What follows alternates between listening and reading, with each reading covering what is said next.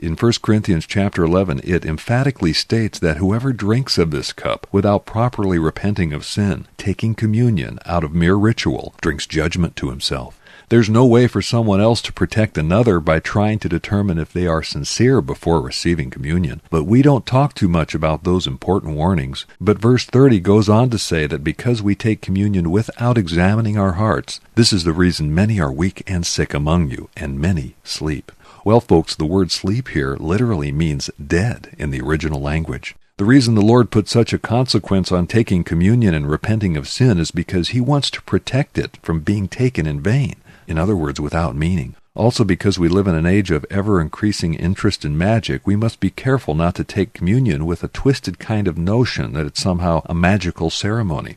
Nothing could be further from the truth. You may not realize that when you examine the original text in verse 26, it infers that the root meaning, that taking communion in front of others, is like you being a messenger from God, proclaiming not only what Jesus did when He died in your place on the cross for your sin, but that He's coming again one day to formally establish His kingdom.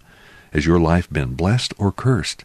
If you sometimes wonder why so much tragedy seems to strike you and your family, seriously consider letting God purify your heart.